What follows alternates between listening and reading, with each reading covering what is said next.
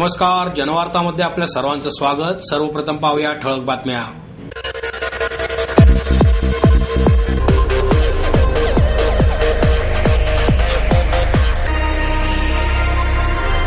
Commonwealth games घोटाळ्या प्रकरणी 9 महिन्यांहून अधिक काळ तिहार तुरुंगात असलेले पुण्याचे खासदार सुरेश कलमाडी यांना अखेर जामीन। आगामी रेल्वे अर्थसंकल्पाच्या पार्श्वभूमीवर मराठा चेंबर ऑफ कॉमर्सच्या वतीने विविध मागण्यांचा प्रस्ताव सादर।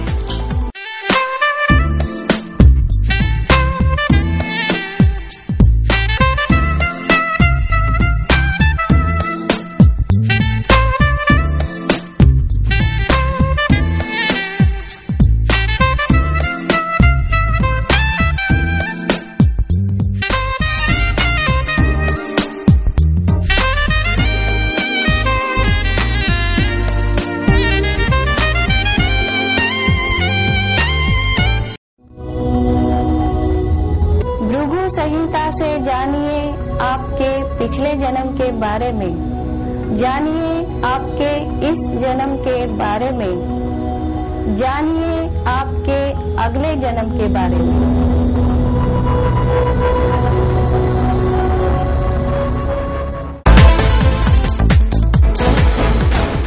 कॉमनवेल्थ गेम्स घोटाळा प्रकरणी 9 महिन्यांहून अधिक काळ तिहार तुरुंगात असलेले पुण्याचे खासदार सुरेश कलमाडी यांना अखेर जामीन मंजूर झाला। सुरेश कलमाडी यांच्या सुटकेमुळे पुणे शहरातील आगामी महानगरपालिकांच्या निवडणुकीचे संपूर्ण चित्रच आणि समीकरणे बदललेली असून विरोधी पक्षाचे तसेच काँग्रेस पक्षातील कलमाडी विरोधकांचे धाबे दणाणलेले आहेत। सुटकेचे वृत्त समजताच गुरुवारी सकाळपासून सुरू होणाऱ्या काँग्रेस पक्षातील इच्छुकांच्या मुलाखतीचा कार्यक्रम आयोजित करण्यात आला होता। यावेळी कलमाडी समर्थकांनी जल्लोष करून फटाक्यांची आतिषबाजी केली। काँग्रेस भवनातील वातावरण एकाकीच बदलले आणि कार्यकर्त्यांनी तेथे जोरदार फटाकेबाजी केली आणि घोषणाही दिल्या। पूर्ण काँग्रेस भवन एकाच जल्लोषात दिसत होते। कलमाडी समर्थक आपल्या नेत्यांच्या सुटकेमुळे भरपूर आनंदात दिसले।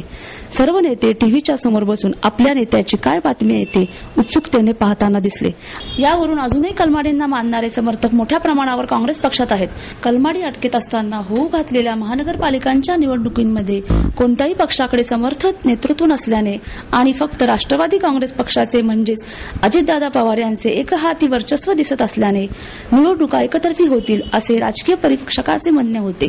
परंतु आता कलमाडी सुटल्याने ही समीकरणे पूर्णतः बदलून गेलेली आहे। पुण्यामध्ये असलेले सध्याचे नगरसेवक कलमाडींचे समर्थक आहेत। त्याचप्रमाणे यावेळी सुमारे 90हून अधिक जागांवर कलमाडी यांच्याच समर्थकांना उमेदवारी निश्चित होईल असे बोलले जात होते व निवडणुकीसाठी पक्षातर्फे तयार करण्यात आलेल्या समितीमध्ये सर्वाधिक सदस्य हे कलमाडी गटाचेच होते। जरी काँग्रेस पक्षाने सुरेश कलमाडी यांना पक्षातून निलंबित केले असले तरी या निवड समितीच्या सदस्यांमार्फत सुरेश कलमाडी आपली अजितदादा विरुद्धची राजकीय खेळी खेळतील। त्यातच काँग्रेस पक्षाने कलमाडींनंतर पुण्याचे नेतृत्व पतंगराव कदम आणि हर्षवर्धन पाटील यांच्याकडे देऊ केले होते। परंतु अजितदादांना टक्कर देण्याचे दोघेही असमर्थ ठरल्याचे बोलले जात होते। पश्चिम महाराष्ट्रात आणि पुण्यासारख्या जिल्ह्यात काँग्रेसला वर्चस्व सिद्ध करण्यासाठी सुरेश कलमाडी सारख्या नेत्याची मदत घ्यावीच लागेल असे यावरून दिसते। त्यामुळे अजितदादा विरुद्ध सुरेश भाई यांच्यातील सामन्याचा दुसरा डाव पुणेकरांना पाहण्यास मिळणार आहे।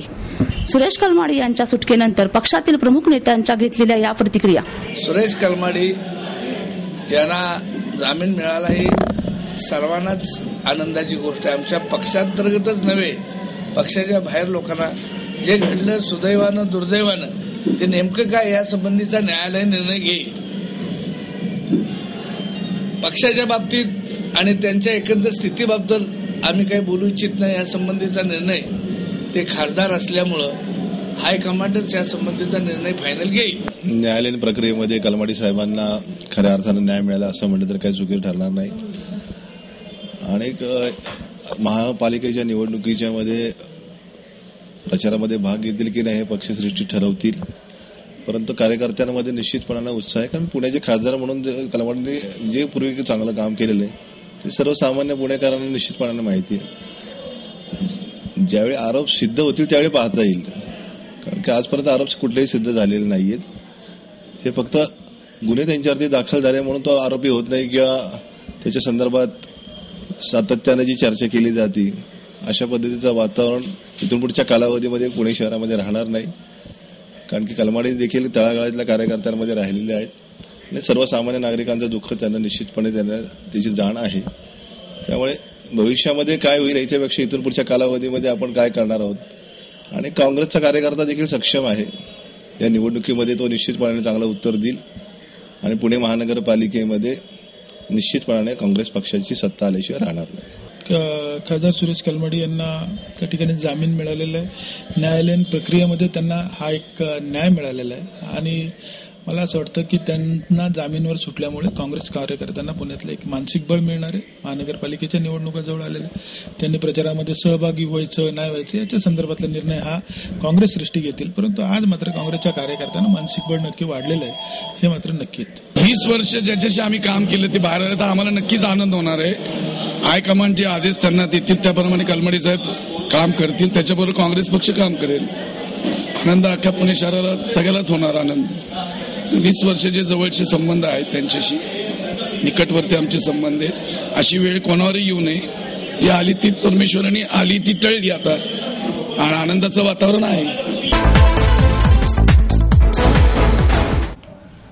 आगामी रेल्वे अर्थसंकल्पाच्या पार्श्वभूमीवर मराठा चेंबर ऑफ कॉमर्सच्या वतीने विविध मागण्यांचा प्रस्ताव सादर करण्यात आला. रेल्वे अर्थसंकल्पात पुणेकरांच्या तोंडाला पाणी पुसण्याचा प्रकार सातत्याने होत असला तरी झपाट्याने वाढत असलेले शहर आणि परिसराच्या दृष्टीने रेल्वेच्या जादा गाड्यांची गरज प्रामुख्याने पुढे येत आहे. त्याचप्रमाणे उपनगरीय रेल्वे सेवेचा विकासही महत्वाचा असून त्यासाठी पायाभूत सुविधा उभारणे गरजेचे आहे. हीच बाब लक्षात घेऊन मराठा चेंबरच्या रेल्वे आणि रस्ता वाहतूक समितीने रेल्वे प्रशासनाकडे आगामी रेल्वे अर्थसंकल्पाच्या पार्श्वभूमीवर मागण्यांचा प्रस्ताव दाखल केला आहे. मराठा चेंबरचा हा प्रस्ताव नोव्हेंबरमध्येच दाखल करण्यात आला असून त्याबाबत समितीचे अध्यक्ष चांदमल परमार आणि कार्यकारी महासंचालक अनंत सर देशमुख यांनी पत्रकार परिषदेत ही माहिती दिली. पुणेकरांची गरज लक्षात घेता प्रस्तावातील मागण्या मांडण्यात आला असून त्याचा अर्थसंकल्पात समावेश करण्यात यावा अशी मागणी चेंबरने केली आहे. पुणे आणि परिसराचा झपाट्याने वाढता विस्तार लक्षात घेता उपनगरीय रेल्वे सेवा विकसित करण्याची सध्या सर्वाधिक गरज आहे. त्यादृष्टीने चेंबरने काही मुद्दे मांडले आहेत. सध्या पुणे लोणावळा विभाग उपनगरीय रेल्वे म्हणून कार्यरत आहे. शहराच्या विस्तारत्या सीमा लक्षात घेऊन तसेच दौंड, सासवड आणि जेजुरी या भागातील प्रवाशांची संख्या वाढत असल्याने पुणे दौंड आणि पुणे जेजुरी यांनाही उपनगरीय सेवेत सहभागी करून तेथे डिझेल लोकल गाडी सुरू करावी. त्याचप्रमाणे पुणे जेजुरी नीरा दरम्यान शटल सेवा सुरू करावी अशी मागणी करण्यात आली आहे. पुणे लोणावळा दरम्यान अधिक गाड्या सुरू करण्यासाठी त्याचप्रमाणे पुणे रेल्वे स्थानकावरील ताण कमी करण्यासाठी लोकलचे स्वतंत्र टर्मिनल्स असले पाहिजे. त्यामुळे पुणे लोणावळा दरम्यान लोकलच्या संख्येत वाढ करणे शक्य होईल. प्रवासांची वाढती संख्या लक्षात घेता लोकलच्या फेऱ्या वाढल्या पाहिजेत. त्याचप्रमाणे लांब पल्ल्यांच्या गाड्यांसाठीही स्वतंत्र टर्मिनल्स आवश्यक आहेत. स्थानकाजवळ विस्तारीकरणासाठी जागा नसल्याने खडकी, लोणावळा, मांजरी किंवा दौंड येथील जागेचा विचार व्हावा. पुणे दौंड दरम्यानचे विद्युतीकरणाचे काम सुरू झाले असले तरी त्याला विलंब होत आहे. हे काम पूर्ण झाल्यास या मार्गावर लोकल सेवा सुरू होऊ शकेल. महानगरासाठी सक्षम वाहतुकी जाळे निर्माण करण्यासाठी पुणे शिरवळ खेड शिवापूर मार्गे, पुणे रांजणगाव आळंदी चाकण मार्गे, पुणे नाशिक चाकण मार्गे आणि पुणे अहमदनगर आदी नव्या मार्गांबाबतही चेंबरने मागणी केली आहे. फुरसुंगी येथील लोककल्याण प्रतिष्ठानच्या 15व्या वर्धापन दिनानिमित्त विविध क्षेत्रात उल्लेखनीय कामगिरी करणाऱ्या व्यक्तींना पुरस्कार देऊन गौरवण्यात आले. लोककल्याण प्रतिष्ठानच्या वतीने गेली 7 वर्षे या कार्यक्रमाचे आयोजन करण्यात येत आहे. यंदा लोककल्याण ध्यान साधना गौरव पुरस्कार मारुती हरपळे यांना, समाज साधना गौरव पुरस्कार प्रदीप खुटवड यांना, राष्ट्र साधना गौरव भारत गोखले यांना, सहकार साधना गौरव नानासाहेब सूर्यवंशी यांना, उद्योग साधना गौरव बापू कुंड, क्रीडा साधना पूजा ढमाळ, कला साधना किरण सरोदे आणि गणेश कदम यांना, तर मातृपितृ गौरव पुरस्कार श्री आणि सौ केरबा जगताप यांना प्रतिष्ठानच्या पदाधिकाऱ्यांच्या वतीने प्रदान करण्यात आला. शाल, श्रीफळ, मानपत्र आणि मानचिन्ह असे या पुरस्कारांचे स्वरूप होते. या प्रतिष्ठानच्या वतीने निराधार महिलेस किराणा माल ती महिला आर्थिकदृष्ट्या सक्षम होत नाही तोपर्यंत देण्यात येतो. या योजनेचा शुभारंभही यावेळी करण्यात आला. प्रतिष्ठानचे सचिव सचिन गायकवाड, प्रतिष्ठानचे अध्यक्ष राजाभाऊ होले यावेळी उपस्थित होते.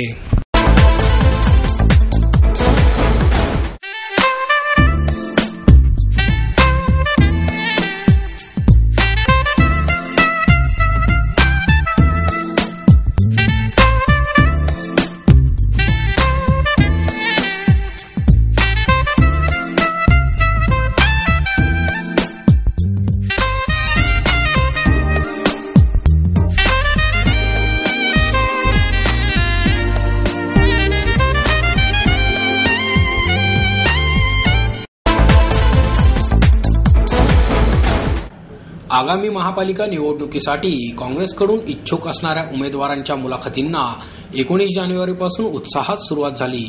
शहर काँग्रेसकडून 990 इच्छुकांनी अर्ज नेले होते. त्यातील 679 इच्छुकांनी त्यांचे अर्ज पक्षाकडे सादर केले असून या सर्वांच्या मुलाखती 19 ते 21 जानेवारी दरम्यान काँग्रेस भवनात घेतल्या जात आहेत. पक्षाने पुण्यातील नियुक्त केलेले प्रभारी सुबोध मोहिते आणि पक्षाचे निरीक्षक गेफ आवारी यांच्या प्रमुख उपस्थितीत या मुलाखती चालू झाल्या. या दोघांबरोबरच पक्षाने नियुक्त केलेली 21 जणांची समन्वय समिती ही मुलाखतीच्या वेळी उपस्थित आहे. मुलाखतींच्या पहिल्या दिवशी म्हणजे 19 जानेवारीला खडकवासला, हडपसर, कोथरूड आणि कॅन्टोन्मेंट विधानसभा मतदारसंघातील इच्छुकांच्या मुलाखती झाल्या. तर शुक्रवार दिनांक 20 जानेवारी रोजी वडगाव शेरी आणि पर्वतीमधील इच्छुकांच्या मुलाखती घेतल्या जाणार आहेत. शनिवार दिनांक 21 जानेवारी रोजी शिवाजीनगर आणि कसबा विधानसभा मतदारसंघातील इच्छुकांच्या मुलाखती घेतल्या जाणार आहेत. सकाळच्या सत्रातील मुलाखती 9:30 वाजता तर दुपारच्या सत्रातील मुलाखती 3 वाजता घेतल्या जात आहेत. अस्थिरोग, जोड प्रत्यारोपण आणि त्यातील उपचार पद्धती या विषयावर चर्चा करण्यासाठी 19 जानेवारीपासून 3 दिवसीय परिषदेचे आयोजन करण्यात आले आहे, अशी माहिती द राणावत ऑर्थोपेडिक्स रिसर्च फाउंडेशनचे संचालक डॉक्टर चित्तरंजन राणावत यांनी पत्रकार परिषदेत दिली. यावेळी संचेती रुग्णालयाचे डॉक्टर पराग संचेती, राणावत ऑर्थोपेडिक्स रिसर्च फाउंडेशनचे डॉक्टर अमर राणावत, डॉक्टर अनिल राणावत उपस्थित होते. राणावत ऑर्थोपेडिक्स रिसर्च फाउंडेशन आणि संचेती रुग्णालयाच्या वतीने या परिषदेचे आयोजन केले आहे. डॉक्टर राणावत म्हणाले, भारतात अस्थिरोगाने अनेक जण ग्रस्त आहेत. त्यातील बहुतांशी लोक हे सर्वसामान्य आहेत. त्यांना महागडे उपचार उपलब्ध होत नाहीत. त्यांना ते उपलब्ध करून देण्यासाठी आणि या विषयात तज्ज्ञ डॉक्टर, अत्याधुनिक उपचार पद्धती यांची माहिती पोहोचवण्यासाठी या परिषदेचे आयोजन केले आहे. ही परिषद मॉरियट हॉटेलमध्ये होणार असल्याची माहितीही त्यांनी यावेळी दिली. चिरतरुण चित्रकार R.K. देशमुख यांच्या निसर्ग चित्रांच्या प्रदर्शनाचे बालगंधर्व कलादालनात आयोजन करण्यात आले होते. वयाच्या 90व्या वर्षीही चित्रकलेचा ध्यास कायम राखणारे चिरतरुण चित्रकार R.K. देशमुख यांच्या निसर्ग चित्रांच्या प्रदर्शनाचे उद्घाटन माजी उपमहापौर दिलीप बराटे यांच्या हस्ते करण्यात आले. बालगंधर्व रंगमंदिरात चित्रप्रदर्शन भरवण्यात आले होते. ताजमहालाच्या चित्रापासून गोव्यातील रमणीय निसर्ग आणि ग्रामीण परिसरातील नैसर्गिक सौंदर्याचे नमुने या प्रदर्शनात मांडण्यात आले होते. R.K. देशमुख यांच्या चित्रांमधील वैविध्य आणि अभिजात कलेची प्रशंसा करून माजी उपमहापौर दिलीप बराटे यांनी शुभेच्छा दिल्या. गंमत जम्मत शाळेच्या मुख्याध्यापिका राणी शिरोडकर आणि साहित्यिक सतीश सुरवसे यावेळी उपस्थित होते. R.K. देशमुख यांचे चिरंजीव गोपाळ देशमुख यांनी या प्रदर्शनाचे आयोजन केले होते.